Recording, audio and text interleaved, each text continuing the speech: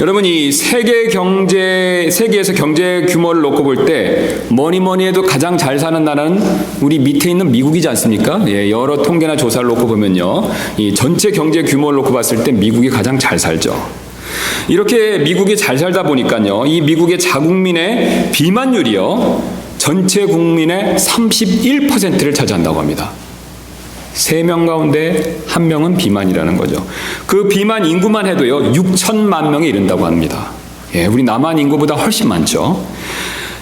그래서 몇 해 전에 미국 그리스도인들은요, 이 그리스도인으로서 새해에 반드시 물리쳐야 할 첫 번째 습관적인 죄악이 어떤 것입니까? 라는 질문에 대해서요, 전체 응답자의 66%가요, 탐식, 곧 식탐을 꼽았다고 합니다. 사실 탐식, 곧 식탐은요, 우리가 죄악으로 여기기가 쉽지 않는 문제이죠. 여러분, 왜 그렇습니까? 이 탐식이라는 것은요, 식탐이라는 것은요, 우리가 심각한 죄라기보다는요, 가장 범하기 쉬운 흔한 죄 가운데 하나이기 때문에 그렇지 않습니까? 즉, 우리가 무심코 짓기 쉬운 죄이기 때문에 쉽게 죄로 여기지 않을 때가 많다라는 뜻이 되겠습니다. 그래서 많은 그리스도인들이요, 이 술을 마시거나 담배를 피는 것에 대해서는 생각조차 꺼리시죠. 여러분, 그러시죠? 예. 여러분 가운데는 생애에 한 번도 술, 담배를 가까이 안 하신 분이 계실 겁니다. 예. 그러나 탐식을 부리는 것에 대해서는요, 우리가 생각 외로 아무런 꺼리낌 없이 그렇게 성경에서 경고하는 그런 식탐을 부릴 때가 많이 있다는 것이죠. 그러나 오늘 성경은 탐식이 죄다라는 사실을 분명히 엄중하게 경고하고 있습니다. 그래서 19절 말씀 다시 한번 가서 보시면요, 그들의 마지막은 파멸이요, 그들의 하나님은 그들의 배요. 사도 바울께서 지금 이 탐식, 꼭 식탐에 대해서 그들의 하나님은 그들의 배요라는 비유적인 표현을 통해서 지금 경고해 주고 계시죠. 그래서 더 우리가 놀라운 사실은 18절 위에 보시면 이렇게 말씀하고 계시지 않습니까? 내가 여러 번 너에게 말한 적이 있고 지금도 눈물을 흘리며 너에게 말하는 많은 사람들, 곧 그들이 그리스도의 십자가의 원수로 걷느니라. 지금 그리스도인들 가운데서요, 혹 육신적인 사람이 되어서 가끔 그리스도의 십자가의 원수로 걷는 사람들이 있는데, 그들의 특징을 여러 가지를 얘기하는데 그 중에 하나가 뭐냐면 그들의 마지막엔 파멸이며 그들의 하나님은 그들의 배다라고 그렇게 경고하고 있다는 것이죠. 우리가 사실 생각하는 것 이상으로 심각한 죄다라는 것을 지금 말씀하고 계십니다. 그러나 여러분 가운데 어떤 분은요, 탐식, 곧 식탐이 죄라는 말에 쉽게 동의가 되지 않으실지도 모르겠습니다. 오히려 건강하게 잘 살기 위해서는 잘 먹어야 되지 않습니까? 라고 그렇게 반문하실지도 모르겠습니다. 물론 먹는 것 자체가 문제가 있는 것은 아니죠. 먹는 것 자체가 죄라는 뜻은 아닙니다. 그러나 성경은요, 여러 가지 구체적인 이유를 들어서 탐식, 곧 식탐이 죄가 됨을 우리에게 오늘 분명히 말씀해주고 있습니다. 자, 그렇다면 탐식이 구체적으로 어떤 이유에서 죄가 될까요? 이 식탐이 죄가 될 수 없는 이유에는 여러 가지가 있지만 그 중에서도 오늘 가장 중요한 3가지 이유만을 오늘 한번 성경 말씀을 통해서 살펴보는 시간을 갖도록 하겠습니다. 탐식, 곧 식탐이 죄가 될 수밖에 없는 이 첫 번째 이유는요, 이 식탐은 우리의 몸을 해치기 때문에 그렇습니다. 구원받은 우리의 몸은 하나님의 성전이 됩니다. 여러분 이 사실 믿으시지요? 예. 특별히 구원받은 성도들의 몸은 하나님의 영이 성령을 통해서 거하시는 바로 성전이 되죠. 이 성전에 대해서 잠깐 설명을 드리면, 하나님께서는 사실 구약 경륜에는요, 우리가 얘기하는 성전이라는 곳에 거했죠. 우리가 여러분이 잘 아실 것입니다. 그래서 구약시대에는 건물에 거했지만요, 이 신약시대에는 성령을 통해서 신자 각각 개개인 안에 거하고 계시죠. 고린도전서 3장 16절이 이 사실을 잘 말씀하고 있는데요, 다음과 같이 말씀하고 있습니다. 너희가 하나님의 성전인 것과 하나님의 영께서 너희 안에 거하시는 것을 너희가 알지 못하느냐. 누구든지 하나님의 성전을 더럽히면 하나님께서 그를 멸하시리니 하나님의 성전은 거룩하며 너희가 곧 그 성전이니라. 여러분, 우리가 생각하는 것 이상으로 하나님께서 하나님의 성전되는 우리의 몸의 관리에 대해서 엄하게 지금 말씀하고 계시지 않습니까? 그러므로 우리는요, 이 말씀에 근거했었을 때 하나님의 성전인 우리의 몸을 잘 관리할 필요가 있습니다. 특별히 우리의 몸을요, 이 죄의 도구로 드리는 것이 아니라요, 사도 바울이 로마서에서 말씀하신 것처럼 이 선을 위한, 하나님의 일을 위한 도구로 드릴 필요가 분명히 있죠. 그것을 위해서 잘 사용할 필요가 있다라는 뜻이 되겠습니다. 그러나 아시는 대로 이 몸이 건강하지 못하면요, 우리가 주님을 위한, 하나님의 일을 위한, 선을 위한 도구로 우리의 몸을 사용하기가 어렵지요. 쉬운 예로, 여러분 아프시면 어떻습니까? 마음은 있으셔도요, 영은 원하시더라도요, 교회 오시기 어렵지요. 오늘도 우리 몇몇 지체분들이 감기로 인해서 못 오신 분이 계십니다. 또 우리가 몸이 건강이 좋지 않으면요, 마음은 있지만요, 교회에서 섬기기가 어렵지 않습니까? 예, 주님을 섬기는 일에 쉽지가 않다는 것이죠. 또 심지어는 어떻습니까? 너무 몸이 아프면요, 성경이 있는 것조차도 힘들죠. 여러분 그런 경험 있으시죠? 감기 몸살 심하게 앓으면요, 사실 성경 읽고 싶으셔도 눈에 들어오지 않죠. 예. 그러므로 우리는요, 신앙생활을 잘하기 위해서 우리는 건강 관리가 절대적으로 필요하다는 것이죠. 그래서 이건 제 얘기가 아닙니다. 성경도 우리가 건강해야 한다라는 사실을 다음과 같이 말씀하시는데요.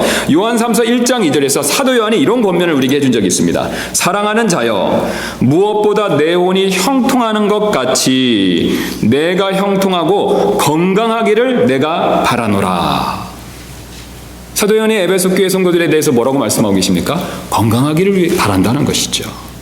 자, 그런데 이 건강관리를 위해서 가장 중요한 일 가운데 하나가 어떤 것이냐면, 우리가 잘 아시는 대로 먹는 것을 잘 관리해야 된다는 것이죠. 여러분 왜 그렇습니까?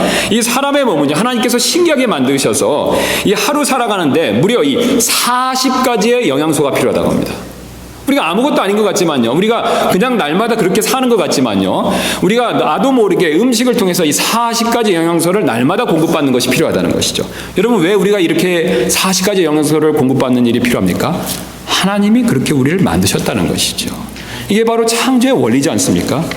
그래서 이런 창조 원리에 따라서 우리는 골고루 잘 먹을 필요가 분명히 있습니다.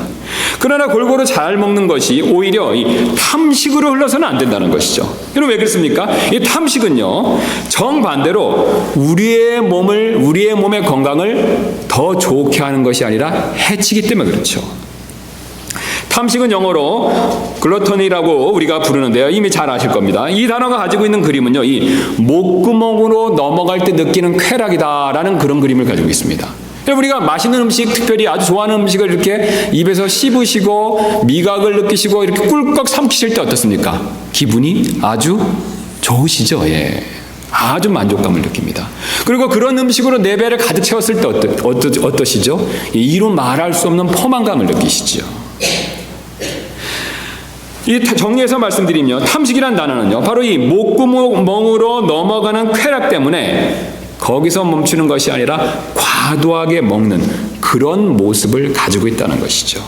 즉 식탐은 먹는 것에 대한 지나친 욕망이나 사랑을 의미한다는 것이죠. 이런 먹을 것에 대한 지나친 욕망 때문에 우리가 나도 모르게 식탐을 부리다 보면요, 결국은 과식할 수밖에 없죠.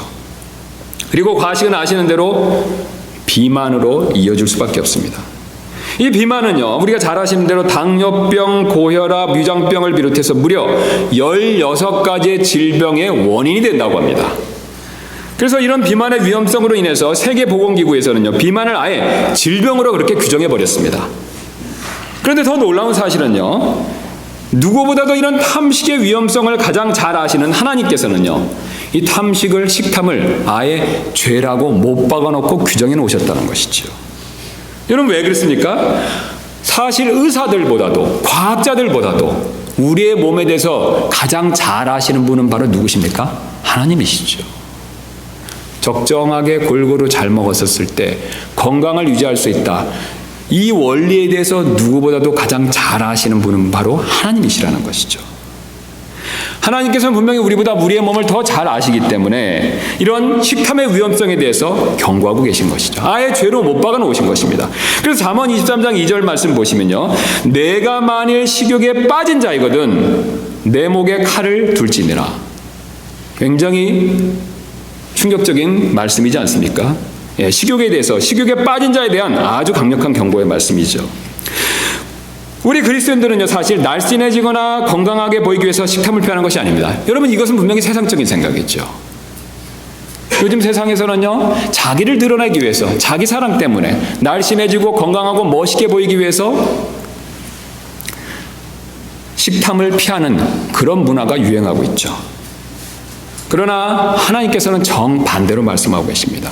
바로 다름 아닌 하나님의 성전인 이 몸을 잘 관리하기 위해서는 반드시 식탐을 피할 필요가 있다라고 그렇게 그것을 우리에게 알려주고 계십니다.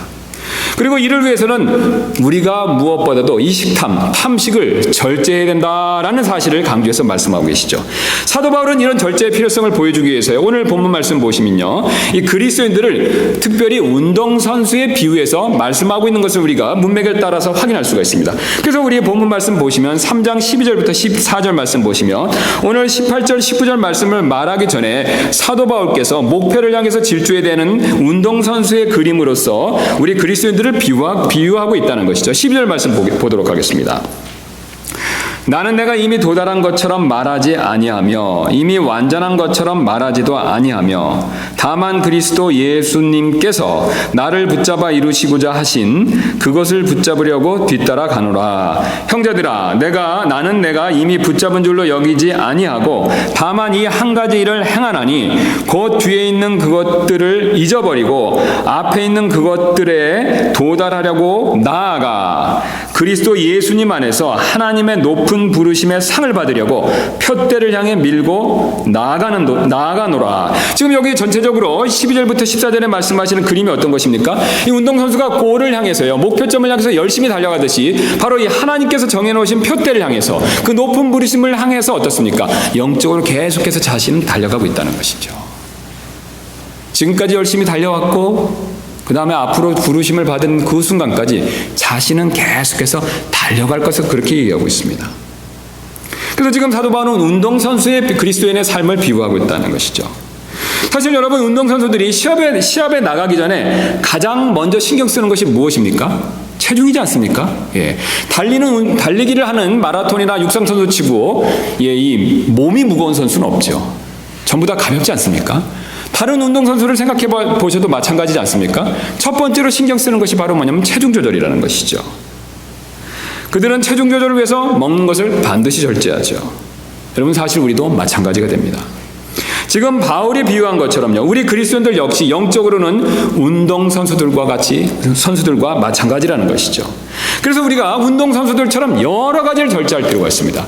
그 절제할 것 중에 하나가 바로 어떤 것이냐면 식탐을 피하라는 것이죠. 바울은 그렇게 절제하지 못하는 사람에 대해서 그들의 배가 하나님이다라고 부르면서 지금 책망하고 있습니다. 사실 식탐을 절제하는 것은 쉬운 일이 아닙니다. 여러분, 왜 그렇습니까? 바울 시대보다는 우리가 훨씬 더 어렵지요. 왜 그렇습니까? 여러분, 우리 주변에 먹을 것이 너무나도 많이 넘쳐나기 때문에 그렇죠. 여러분, 가까운 이런 마트를 한번 가보시기 바랍니다. 넘쳐나는 것이 음식이지 않습니까? 또 우리가 가까운 주변을 살펴보시기 바랍니다. 이 넘쳐나는 것이 식당이지 않습니까? 또 심지어는 우리 집안에는 냉장고를 한번 열어보시기 바랍니다. 역시 그 안에도 먹을 것이 가득 있죠. 사실 우리의 식탐을 자극할 만한 먹을 것들이 지금 이 시대에는요, 너무나도 넘쳐나고 있다는 것이죠. 게다가 인터넷에 들어가서 보시면요, 이 먹을 것과 관련된 이 홈페이지나 블로그 같은 것들이 너무 많죠. 나도 모르게 그런 것에 빠져서 무엇을 먹을까, 남들이 무엇을 먹었나, 그것에 집중할 때가 우리는 사실 참 많다는 것이죠. 그러나 이런 것을 볼 때마다 사실 자기 부인이 필요합니다. 꼭 자기를 부정하는 일이 있어야 된다는 것이죠. 어떤 분들은 하나님께서 맛있는 것도 마음대로 못 먹게 하신다라고 그렇게 생각하실 수도 있는데요, 여러분, 그렇게 생각하시지 말아야 된다는 것이죠. 오히려 하나님께서는요, 우리를 위해서, 우리의 하나님의 성전인 우리의 몸을 위해서 우리가 절제할 것을 말씀하고 계시죠. 우리가 그것을 믿고 절제할 필요가 분명히 있습니다. 사실 하나님께서요, 이 식탐을 다른 죄들과 동일하게 범죄다라고 그렇게 규정해 놓으신 것을 보면요, 우리를 얼마나 생각하시는가를 우리가 느낄 수 있지 않습니까? 여러분, 이 세상에 있는 그 어떤 의사도요, 또 어떤 다이어트 전문가도 식탐을 죄라고 규정하는 사람은 없습니다. 잘 해봐야 병이다라고 얘기하고 있죠. 요즘 식탐에 대해서 의사들이 많이 연구해서 이 두뇌에 무슨 호르몬 문제다라고 해서 질병이다라고까지 얘기하지만요, 그 어떤 사람도 죄다라고 얘기하는 사람은 아무도 없다는 것이죠. 여러분, 누구만 죄라고 얘기하고 있습니까? 하나님께서만 죄라고 말씀하고 계십니다. 왜 하나님께서 죄라고 말씀하고 계십니까? 우리가 맛있는 것을 먹지 못하게 막으시기 위해서 그렇습니까? 아니라는 것이죠. 여러분, 맛있는 것을 즐기시되 절제하라는 것이죠. 여러분, 절제하지 않으시면요, 우리의 몸의 건강에 분명히 문제가 옵니다. 우리의 몸의 건강에 문제가 온다면요, 우리는 주님을 섬기는데 여러 가지 어려움을 겪을 수밖에 없습니다. 특별히 이 먹을 것이 넘쳐나는 이 시대에는요, 절대로 아무도 예외가 안 된다는 것이죠. 그러므로 우리가 이 주님의 우리에 대한 사랑과 관심을 생각한다면요, 우리는 사실 식탐에 대해서 어느 정도 절제할 필요가 반드시 있죠. 사실 우리 주님께서는요, 우리의 몸을요, 하나님의 성전인 우리의 몸을 우리 안에 계시면서 나 몰라라 하고 내버려 두시는 것이 아니죠. 주님 자신이 거하는 몸이기 때문에, 성전이기 때문에 우리가 생각하는 것 이상으로 중요하게 여기신다는 것이죠. 여러분, 어쩌면 주님께서는요, 우리보다 더 중요하게 여기시기 때문에 식탐을 죄라고 규정하고 그것에 대해서 절제를 시키고 계신 것이라는 것을 우리는 분명히 알 수 있다는 것이죠. 이 식탐이 죄가 될 수밖에 없는 두 번째 이유는요, 바로 식탐은 우리의 마음을 또한 해치기 때문에 그렇습니다. 이 먹는 일은 하나님께서 주신 가장 큰 복 중에 하나죠. 그래서 우리가 그 근거로 창세기 1장을 보시면요, 하나님께서 이 세상을 만드시는 내용들을 7일 동안 쭉 자세히 설명하면서 그 다음에 마지막에 하나님께서 복 주신다는 내용을 말씀하고 계십니다. 자, 그런데 복 주신다는 내용에 대한 일반적인 내용을 말씀하시고요, 구체적으로 언급하시는 첫 번째 복이 어떤 것인지 아십니까? 바로 먹는 복이죠. 우리 창세기 1장으로 가서 잠깐 확인해 보는 시간 갖도록 하겠습니다. 우리 창세기 1장으로 가시면요, 우리 다 아시는 내용인데 확인을 위해서 잠깐 살펴보도록 하겠습니다. 자, 우리 창세기 1장 보시면요, 26절에 이렇게 말씀하고 계시죠. 하나님께서 이르시되 우리가 우리의 형상으로 우리의 모양에 따라 사람을 만들고 그들이 바다의 물고기와 공중의 날짐승과 가축과 온 땅에서 기는 모든 기는 것을 지배하게 하자 하시고, 그래서 하나님의 창조 목적을 말씀하시지 않습니까? 그다음에 28절입니다. 하나님께서 그들에게 복을 주시고 하나님께서 그들에게 이르시되 다산하고 번성하여 땅을 채우라. 땅을 정복하라. 또 바다의 물고기와 공중의 날짐승과 땅 위에서 움직이는 모든 생물을 지배하게 하라 하시니라. 지금 하나님께서 다산하고 번성하는 복의 일반적인 내용을 말씀하시죠. 자, 그 다음에 29절입니다. 그 다음에 놀랍게도 이 말씀을 하십니다. 하나님께서 이르시되 보라, 내가 온 지면 위에 있는 씨 맺는 모든 채소와 속에 씨 맺는 나무의 열매를 가진 모든 나무를 너에게 주었노니 그것이 너에게 먹을 것이 되리라. 여러분, 하나님께서 말씀하신 그 일반적인 복 가운데 첫 번째 복으로 지금 무엇을 꼽아서 말씀하고 계십니까? 먹는 복이지요. 그 밑에도 동일합니다. 땅에 있는 모든 짐승과 날짐승에게도요, 여전히 먹을 것을 주신다라는 것을 말씀하고 계십니다. 이 먹는 것은요, 우리가 생각하는 이상으로 굉장히 중요한 복이죠. 우리는 너무 잘 먹고 잘 사는 시대에 살기 때문에 먹는 것이 당연하다 생각할 수 있지만요, 불과 100년 전만 해도 사실 먹는 것은 상대적으로 굉장히 귀한 것이었죠. 사실 먹는 것은 하나님께서 주신 큰 복이 됩니다. 게다가 하나님께서는 놀랍게도요, 우리가 음식을 맛있게 먹을 수 있도록 요리하는 능력까지 주시지 않았었습니까? 여러분, 이 하나님께서 만드신 생물들 중에서요, 음식을 다 똑같이 먹지만 요리해서 먹는 존재는 누구밖에 없습니까? 사람밖에 없죠. 침팬지가 아무리 사람에 가깝다고 하더라도요, 여러분, 요리해서 먹는 침팬지를 보신 적 있습니까? 예, 그냥 날로 먹죠. 그냥 있는 대로 그대로 먹지 않습니까? 그런데 놀랍게도요, 사람만큼은요, 요리해서 아주 맛있게 먹는다는 것이죠. 누가 그런 능력을 주셨습니까? 하나님께서 주셨죠. 여러분, 왜 하나님께서 맛있게 요리할 수 있는 그런 능력까지 주셨습니까? 먹는 것은 하나님께서 주신 귀한 소중한 복이기 때문에 그렇다는 것이죠. 이처럼 먹는 것은 큰 복이기 때문에요, 놀랍게도 심지어는요, 하늘 곧 천국에서도 음식을 먹게 됩니다. 그래서 계시록 2장 7절에 예수님께서 친히 이렇게 말씀하셨죠. 생명나무에서 나는 것을 주어 먹게 하리라. 이 생명나무가 어떤 건지 우리는 한 번도 본 적이 없습니다. 에덴 동산에 한 번 있었고 그 뒤엔 사라졌죠. 그런데 놀랍게도 예수님 말씀에 의하면요, 하늘에도 천국에도 이 생명나무가 있는데 이기는 자는, 믿음으로 승리한 성도들은요, 이 생명나무에서 나는 것을 먹게 해주겠다라고 약속하고 계시다는 거죠. 여러분, 상당히 기대되지 않습니까? 이 땅에도 맛있는 많은 것을 주신 하나님께서 하늘의 생명나무의 열매를 우리에게 주신다고 했으면요, 그게 얼마나 맛있고 귀하겠습니까? 그러므로 우리는요, 이 먹을 때마다 이 귀한 음식을 주신 주님께 감사할 필요가 반드시 있습니다. 즉 귀한 음식을 주신 하나님께 늘 감사해야 된다는 것이죠. 그래서 시편 136편 25절은요 이렇게 말씀하시는데요. 모든 육체에게 음식을 주시는 분에게 감사하라. 그분의 긍휼은 영원하도다. 여러분 이뿐만이 아닙니다. 하나님께서는 음식을 주셨을 때 그냥 하늘에서 뚝 떨어지게 해서 주신 것은 아니죠. 반드시 그것을 우리에게 주시기 전에 그것을 위해서 수고하는 사람을 주시죠. 다른 사람들의 손의 수고를 통해서 우리에게 주신다는 것이죠. 그러니까 농부들의 손길을 통해서 우리에게 곡식들을 주시고요. 또 우리의 어머니나 또 나의 아내의 손길을 통해서 음식을 공급해 주십니다. 그래서 우리는 하나님께 감사할 뿐만 아니라요, 음식을 우리에게 공급해 주는 농부나 아내나 어머니나 나에게 어쨌든 음식을 주는 모든 사람들에게 감사하는 마음을 가질 필요가 분명히 있습니다.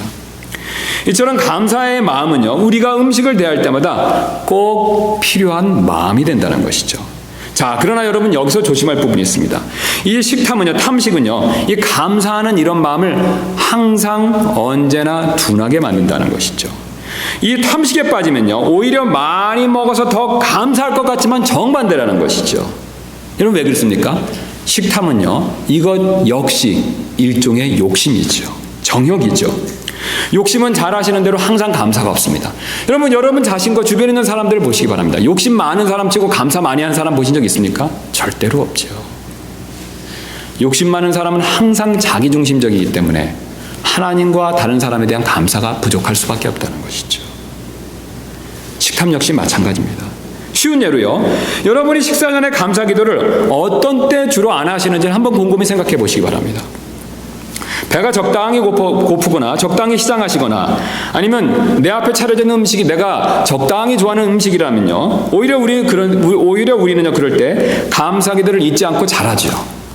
그러나 정반대로 배가 너무 고프거나 너무 시장하거나 아니면 내가 좋아하는 음식이 진수성찬이 앞에 가득 차려져 있다면요, 사실 그때 나도 모르게 감사 기도를 안 하고 허겁지겁 먹을 때가 많이 있죠. 여러분 왜 그렇습니까?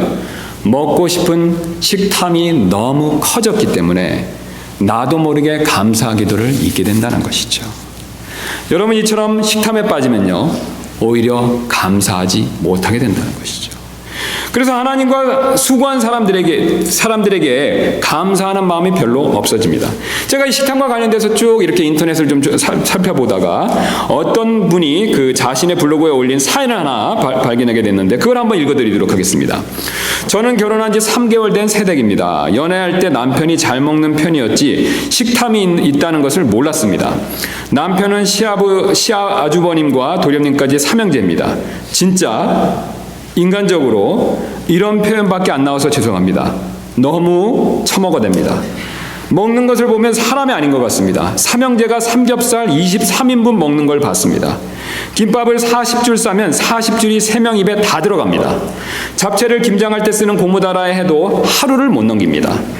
저랑 형님이랑 힘들게 만들어도 저희는 먹을 거 구경 못하는 일도 있었습니다. 심지어는 시어머님도 못 먹으실 때가 있었습니다.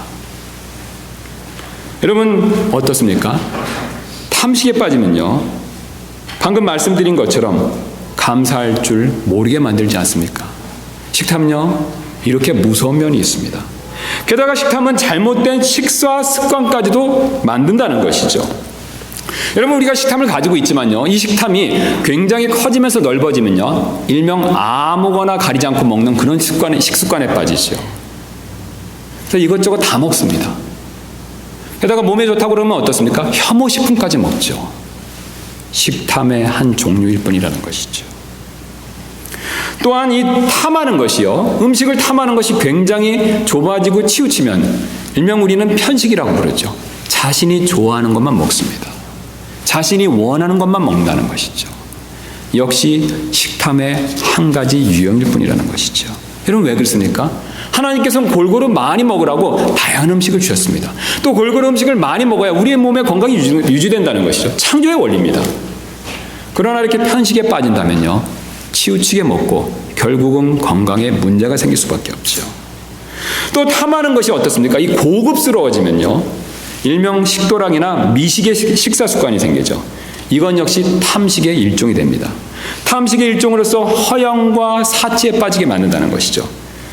한 가지 제가 예를 하나 말씀드릴 텐데요. 이 어떤 미식가가 이런 고백을 한 적이 있습니다. 인터넷상에서 역시 봤던 그 내용인데요. 저는 산 보리새우를 회로 먹을 때 사람들은 머리부터 잘라내고 껍데기를 벗겨서 먹지만 저는 정반대로 껍데기부터 벗겨서 먹습니다.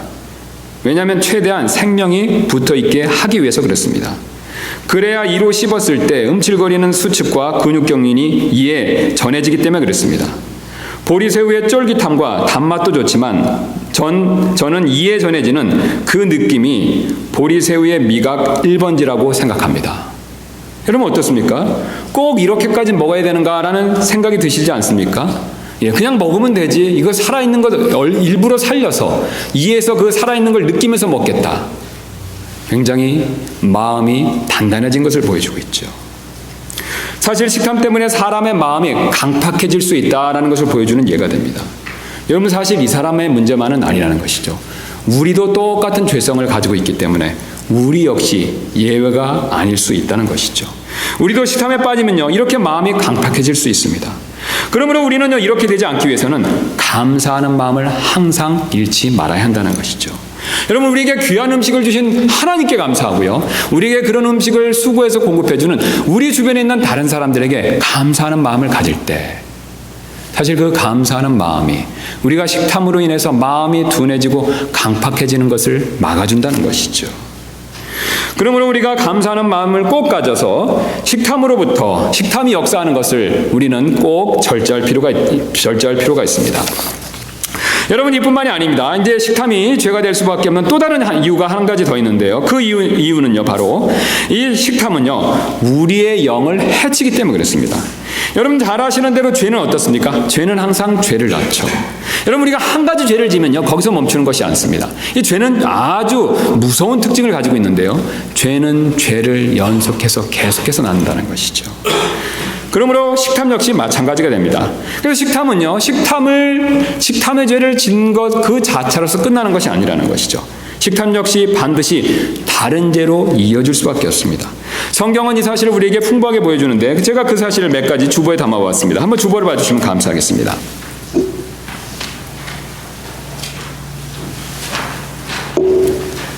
우리 가장 먼저 보시면 창세기 3장 6절에 우리 여자가 아시는 대로 인류 최초의 범죄를 짓지 않았었습니까? 그런데 그 죄를 지은 내용이 어떤 것입니까? 바로 식탐과 관계에 있다는 것이죠. 3장 6절입니다.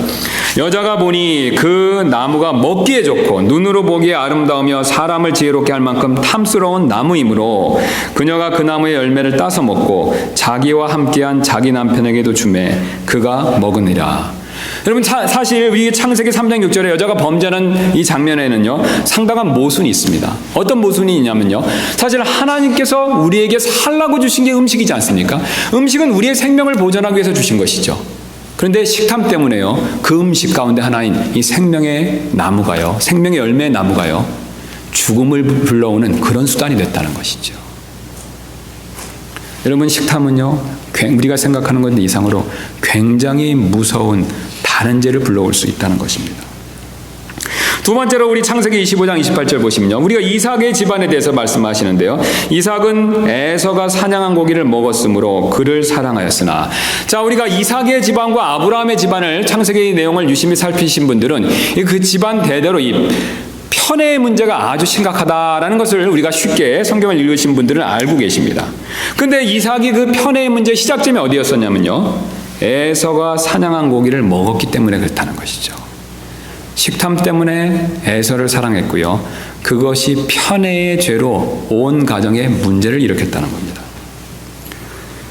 부전자전이라고 그의 아들이었던 아버지 이삭의 사랑을 받았던 에서 역시 식탐의 문제로 인해서 장자권을 헛되이 파는 모습을 보여주고 있습니다. 그 밑에 나와 있는 대로 25장 32절입니다. 에서가 이르되 보라 내가 죽을 지경에 이르렀으니 이 장자권이 내게 무슨 유익을 주겠느냐 하매 분명히 에서는 허기 졌지만요 죽는 정도의 허기짐은 아니었다는 것이죠.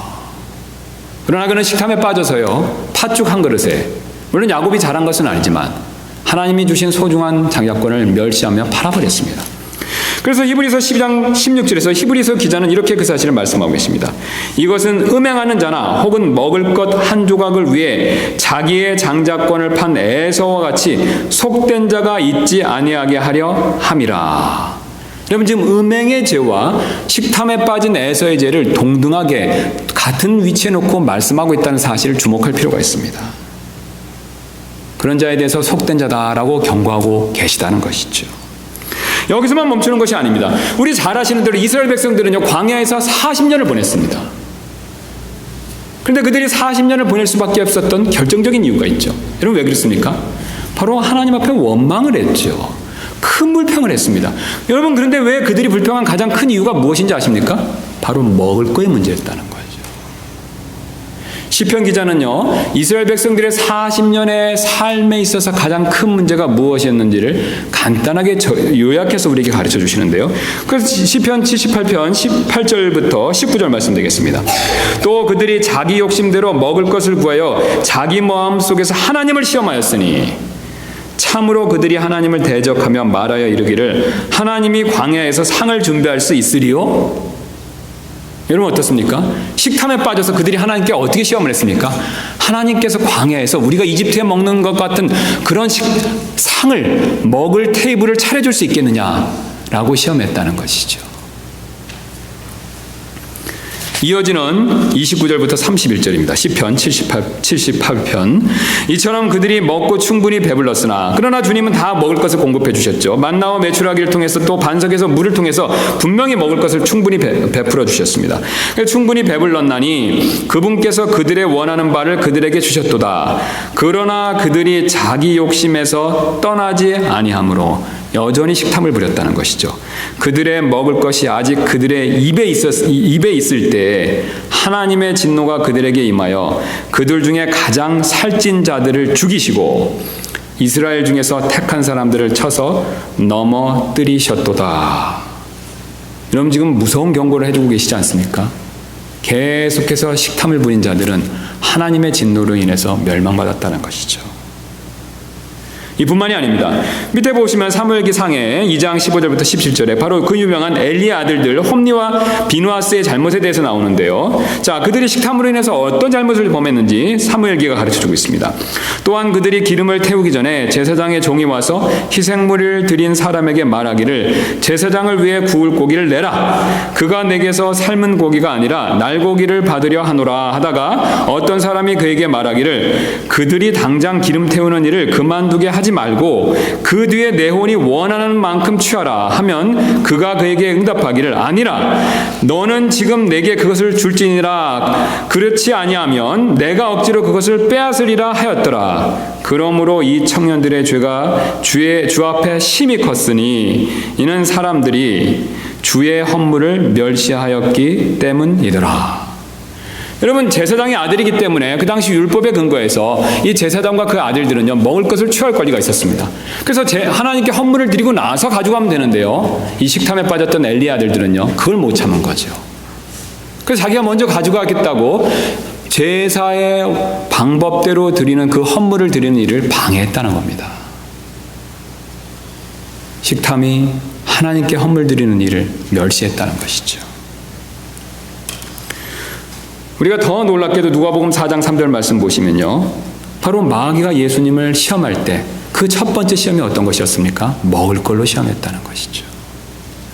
게다가 예수님께서는 누가복음 21장 34절에 이 마지막 때에 대한 경고를 다음과 같이 해주시는데요. 자, 다음에 그 마지막 때의 경고의 내용을 우리는 유심히 볼 필요가 있습니다. 너희는 스스로 주의하라. 그렇지 않으면 언제라도 너희 마음이, 그 다음 뭐라고 말씀하십니까? 과식과 술 취함과 이 세상 삶의 염려로 무겁게 되어 그날이 알지 못하게 너희에게 임할까 염려하노니. 예수님이 오실 때 사람들이 모르는 그 원인 중에 한 가지가 무엇입니까? 과식이라는 거죠. 여러분, 예수님의 이 예언의 말씀, 경고의 말씀대로 보면요, 지금이 마지막 때인 것이 분명히 맞습니다. 과식이 일반화되고 보편화되어 있는 이 시대가 바로 마지막 때라는 것이죠. 또한 식탐에 빠지다 보면요, 나도 모르게 돈 욕심까지 생기죠. 여러분, 그렇지 않습니까? 맛있는 거 많이 먹고 싶어서 돈이 필요하다라는 생각을 더 많이 갖게 되죠. 이처럼 식탐은요, 여러 가지 죄악으로 이어지기 때문에 영적으로 해악을 미칠 수밖에 없습니다. 그리고 가장 무서운 죄가 있는데요, 바로 이 식탐은요, 더 커지면요, 바로 우리의 배가 하나님 대신 우상이 된다는 것이죠. 오늘 본문이 이것을 우리에게 경고하고 있는데요, 우리 본문으로 다시 가서 한번 확인해 보도록 하겠습니다. 본문 가서 다시 한번 보시면요, 빌립보서 3장 19절 이렇게 말씀하고 계시죠. 3장 19절입니다. 그들의 마지막은 파멸이요, 그들의 하나님은 그들의 배요. 지금 뭐라고 말씀하고 계십니까? 그들의 하나님은 그들의 배라는 것이죠. 배가 그들의 우상이 됐다는 겁니다. 배가 그들의 하나님이 됐다는 것이죠. 우리가 앞에서 살펴본 대로 우리는요, 음식이 살아가는데 꼭 필요하죠. 음식 없이는 살 수가 없습니다. 그러나 우리는 음식을 대할 때 한 가지 놓치지 말아야 될 아주 중요한 점이 있습니다. 바로 어떤 점이냐면요, 이런 귀한 음식은요, 하나님께서 주셨다는 사실이죠. 그러나 여러분, 안타깝게도요, 탐식에 빠지면요, 식탐에 빠지면요, 이 귀한 진리를 놓치게 됩니다. 여러분, 왜 그렇습니까? 이 욕심은요, 항상 짧게 보게 만들죠. 항상 좁게 보게 만듭니다. 그래서 성경에서는요, 특별히 시편과 자면에서는요, 이 욕심에 빠진 사람, 정욕에 빠진 사람을 항상 어리석은 사람이라고 얘기합니다. 욕심은요, 항상 우리의 눈을 이렇게 근시안으로 만든다는 것이죠. 여러분, 식탐 역시 마찬가지입니다. 욕심의 한 종류이기 때문에요, 우리는요, 음식이 있지만요, 식탐에 빠지면요, 그 음식에만 집중한다는 것이죠. 여러분, 그러나 우리가 지금까지 살펴본 대로 그 음식을 사람의 손을 통해서든지 아니면 직접 주시든지 주신 분이 바로 누구십니까? 하나님이십니다. 하나님이 우리를 지으시고 먹이신다. 하나님께서 우리에게 음식을 풍성하게 공급해 주신다. 이 사실을 우리는 항상 명심해야 된다는 것이죠. 그러나 식탐에 빠지면요, 그 음식 뒤에 계신 하나님을 못 보게 만듭니다. 참 이상한 죄입니다. 음식에는 집중하지만요, 그 음식 넘어서 그 음식을 공급해 주시는 하나님을 못 보게 만든다는 것이죠. 그래서 엉뚱한 생각을 하게 만들죠. 음식만 있으면 산다.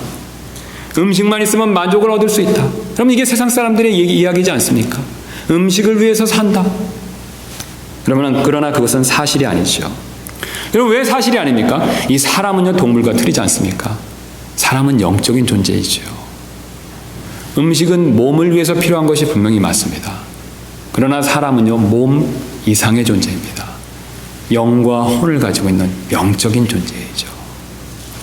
우리 안에 있는 그 영과 혼, 특별히 그 영은요, 음식을 통해서 완전한 만족을 얻을 수가 없습니다. 음식은 몸을 위한 것이지 영을 위한 것은 결코 아니라는 것이죠. 여러분, 세계에서 가장 비싼 요리 중에 하나가 바로 이 한 개에 2천만 원 하는 캐비어라고 합니다. 이 한 통에 사탕통 같은 이거 하나에 2천만 원이라고 하는데요, 그 2천만 원 하는 캐비어를 먹는다고 해서 한 달 동안 배부릅니까? 결코 그렇지 않죠. 그 만족이 영원히 지속되는 것이 아니라는 거죠. 여러분, 고급 뷔페에 가서 한 사람당 100불 이상 가는 그런 뷔페 드셔보셨죠? 여러분, 그런 뷔페 드셨을 때 어떻습니까? 많이 먹고 많이 먹어놓으면 그것이 계속 갈 것 같지만요, 안타깝게도 6시간만 지나면요, 식성이 좋으신 분은 잠깐 뒤돌아서면요, 금방 배고파지죠. 그리고 2천만 원 주고 음식 먹어봤자, 100불 주고 음식 먹어봤자 별 차이가 없구나. 2,000원짜리 김밥이나 2천만 원짜리 캐비어나 결국은 6시간 뒤에 배고픈 것은 마찬가지구나 라는 생각을 하면요, 오히려 허탈감에 빠진다는 것이죠. 이처럼 음식은 우리에게 진정한 행복과 만족을 줄 수 없습니다. 여러분, 그때뿐이라는 겁니다. 우리가 진정으로 행복해지고 만족을 누리기 위해서는요, 음식이 아닙니다. 음식도 우리의 몸을 위해서 필요하지만요, 그 음식을 주신, 그 음식을 위해서 우리에게 모든 것을 베풀어 주신 하나님이 우리에게 필요하다는 것이죠. 그래서 예수님께서 이렇게 말씀하신 적이 계신데요, 사람이 빵으로만 살 것이 아니요 하나님의 입에서 나오는 모든 말씀으로 살 것이라. 내가 곧 생명의 빵이니 내게 오는 자는 결코 줄이지 아니할 것이요 나를 믿는 자는 결코 목마르지 아니하리라. 여러분, 예수님께서는요, 우리의 육신의 빵 문제를 해결해 주기 위해서 그것이 첫 번째 목적으로 오신 분이 아니시죠. 우리의 육신보다 더 중요한 우리의 영혼의 문제, 우리의 영혼에 구원받고 참 만족을 주시기 위해서 이 땅에 오셨습니다. 예수님께서는 그 자신의 그런 모습을 생명의 빵으로 비유해서 우리에게 가르쳐 주셨죠. 예수님 말씀처럼요, 우리는요, 사실 빵보다 주님이 더 필요합니다. 여러분, 왜 그렇습니까? 하나님만이 우리에게 참 만족을 가져다 주실 수 있는 분이시기 때문에 그렇습니다. 세상 사람들은 이것을 모르죠. 그래서 식탐에 빠져 빵만 있으면 살 수 있다라고 착각합니다. 그리고 빵과 자기 배를 우상으로 섬기며 살고 있습니다. 여러분, 그러나 속지 마시기 바랍니다. 이것은 어리석은 생각일 뿐입니다. 우리는 사실 절대로 이런 어리석은 생각을 따라서는 안 된다라고 오늘 주님이 말씀해 주고 계십니다. 그렇게 되지 않기 위해서는요, 우리는 항상 주님을 먼저 생각할 필요가 있습니다. 주님을 먼저 기억할 필요가 있습니다. 우리가 지난주에 우리가 주님의 만찬을 거행했습니다. 여러분 다 기억나시지 않습니까? 예, 제가 오늘 예화를 쓰기 위해서 주님의 만찬을 하나를 빅 사이즈로 이렇게 준비했습니다. 자, 우리가 이 주님의 만찬을 거행하고 우리가 그것을 가질 때, 사실 주님의 만찬을 나누어서 먹을 때 이것을 보고 식탐에 빠지시는 분은 아무도 없습니다. 어떤 분들은 주님의 만찬이 빵이 맛이 없어서 내가 식탐이 안 생긴다라고 말씀하실지도 모르는데 그렇지 않죠. 여러분, 사실 우리가 정상적인 그리스도인이라고 한다면요, 주님의 만찬을 할 때 이 빵을 생각하면서 식탐이나 식욕이 생기지 않는다는 것이죠. 여러분, 왜 그렇습니까? 예, 이 빵은요, 주님을 기억하게 만드는 수단이 되기 때문에 그렇습니다. 여러분, 동일한 원리라는 거죠.